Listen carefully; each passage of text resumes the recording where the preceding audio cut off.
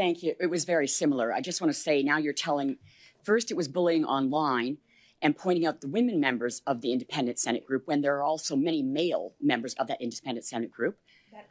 That and there's been threats made to these women. And now you have a march descending on the Senate to tell them to do something? What happened to our government? What happened to procedure and law and order and respect for members of the Senate and of the House of Commons? This is like some kind of a tin pot dictatorship or something. Like you don't like what's happening, so we bring out the crowds. Sounds like the convoy again. Okay, thank. Wow, I'm so disappointed, Sheila. As I said, she is my MP, and I believe in being the umpire behind home plate. And a couple of years ago, I went to one of her community events, to sit down and have coffee with her. And her newsletter was all about going green and EV vehicles and whatnot. And I went there just to see what kind of vehicle she would drive up to the event in. And hey, credit where credit is due. She had a green-plated Audi. I guess it was a plug-in hybrid. So she was practicing what she preaches. Unlike Blackface himself, mind you, with that total fossil fuel 8-cylinder motorcade that he goes around with. But now, well, I guess she let the veil drop, and she's comparing farmers protesting to the demonstration held by the Freedom Convoy. Miss Taylor Roy, you're on the wrong side of history here.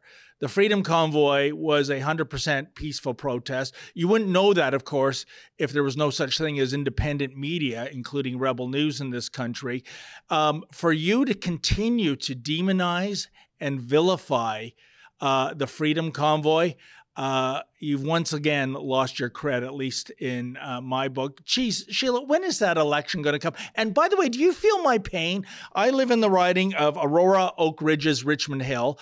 Not Richmond Hill riding. That is the riding of Majid Jihadi Johari, the pro-Iranian MP.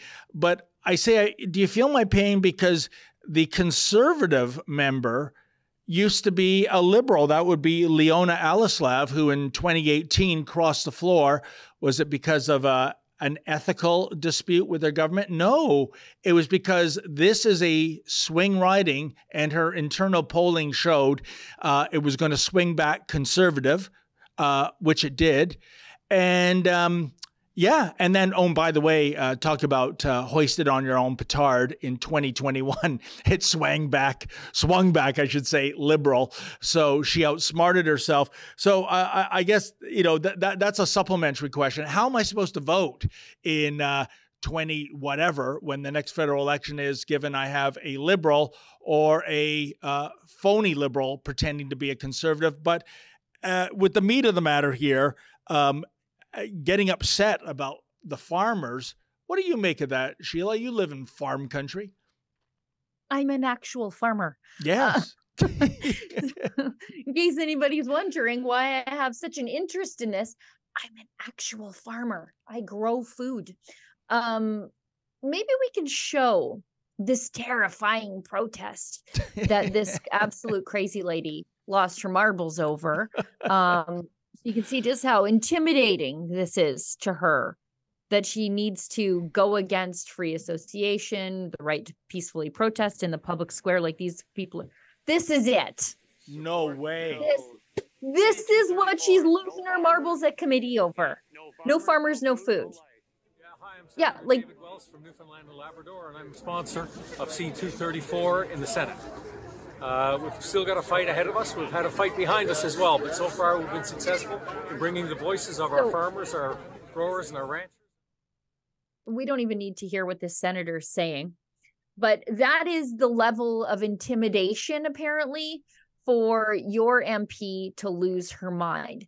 Between you and Ezra, whose MP is Yara Sachs, I think you guys should battle it out for who has the dumbest MP. Like, I look at mine is Garnet Jennis, Conservative MP, and he is so sharp on the Arrive scam stuff. He live streams it every day. He dressed his kids as Arrive can for Halloween. The pictures are absolutely adorable, but super cheeky. I just think the Liberals are not sending us their best. But she's like, who are these people showing up at the Senate and demanding the Senate do something? I don't know. Maybe they should work. I mean, they make a lot of money and they should work for Canadians. And how dare Canadians turn up at the Senate and say, like, what are you guys doing over here? That offended her. The absolute sense of entitlement from this woman, that all the decisions of the government should just be mutually agreed upon by all parties, that there should be no opposition done by the opposition to the things that are making life more expensive. Like, who the hell does she think she is? She's like, we're not governed by a monarch or some sort of theocracy where we worship at the feet of Justin Trudeau. This is a parliamentary democracy, and we have a right to hold our politicians to account and turn up places and show them what we think of them. Sheila, I have to admit, I'm a little gobsmacked. I've only read the story. I never saw the video. I had no idea that the protest, it looks like you could fit all the participants into a couple of minivans. And there are more senators there than farmers. Yeah. And they weren't just holding signs you see on bumper stickers: no farmers, no food. And they weren't occupying Wellington Street, which is right in front of the House of Commons. Oh, by the way, even if they were, I don't care. I hope they do occupy Wellington Street with their tractors. I hope they do. Sheila, have you been there lately? I mean, it's almost 2 years ago since this was wrapped up. Wellington Street is still being occupied by concrete cinder blocks. That's the government's doing, so you can make life miserable for the businesses in downtown Ottawa by still sealing it off from an invisible boogeyman, as far as I'm concerned. But a few peace-loving protesters go literally in the National Town Square and protest, and she gets so animated, so upset, and compares it to the Freedom Convoy. That's not even a percent of what happened during the Freedom Convoy. She's crazy. No, but I do hope us farmers Freedom Convoy this woman. She'll have to be forcibly medicated. They'll have to put medicine in the water in Ottawa so that the hysterics like your MP can sleep at night. How dare those dirty citizens show up and tell us to do our jobs? Like, get a handle on yourself, lady. Speaking of ladies who do have a handle on themselves, let's talk about my premier, Danielle Smith. Yes.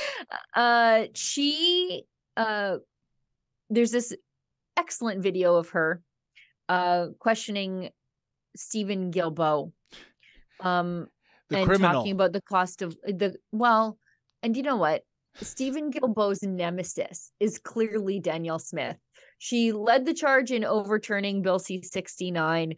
Every time she steps up to a podium, she's like, how am I going to throw sand in his face today? And she does in the most eloquent of ways, in the most common sense of ways, as Albertan women tend to speak.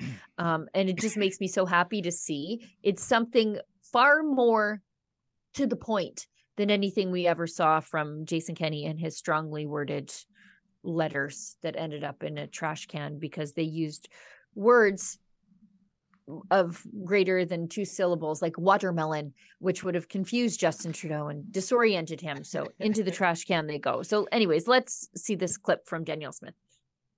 The Alberta government has been very clear about how far you're willing to go. What is it about with the feds that they just don't seem to either get it or they don't care, and they're just proceeding on with what they want to proceed on? I'm shocked by it, quite frankly. I mean, imagine a province getting a constitutional judgment against them and saying, yeah, whatever, we're just going to keep on doing what we're doing anyway. That's what the feds are telling us. It's outrageous, really. And so we're continuing to press the matter. We've told them we are simply not going to implement their targets of 2035. We continue to hope that they're going to align with us around 2050. I can only imagine that you've got, for some reason, they believe that Stephen Guilbeault should be setting the entire policy for the government.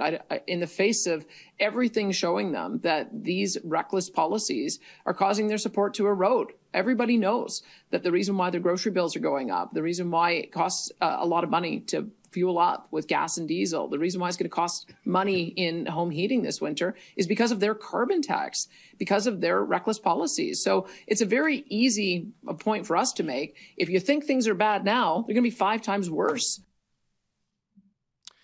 You know, That's and great. she's absolutely right, Premier Smith. I think she's doing a great job, Sheila. And we have to contrast that with, it's another big story. I mean, there's just so much on our plate, but the economic false statement that was laid down yesterday, and shockers in every tangible sense of the word, from economic growth, national debt, affordability, the size of the civil service.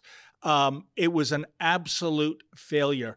And the blackface Liberals could have done something to address affordability. That is, and this was right in Daniel Smith's wheelhouse, of course, axe the carbon tax, or at least suspend it, and they won't. They're just too concerned about climate change virtue signaling. So another dark day for Canada. Hey folks, that was a clip from the daily live stream. I co-host it Monday to Thursday from 1 p.m. to 2 p.m. Eastern Standard Time. The Alberta team takes over on Friday.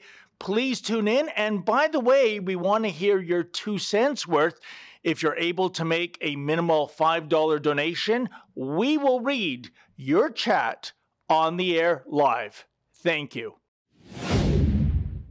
Do you want to start feeling like your pre-COVID self again? You're not alone. The wellness company's Spike Support Formula is an all-natural supplement to help people do just that. It was created by cardiologist Peter McCullough and his expert team of doctors to help the people experiencing effects from COVID and the you-know-what. Go to twc.health/rebel today.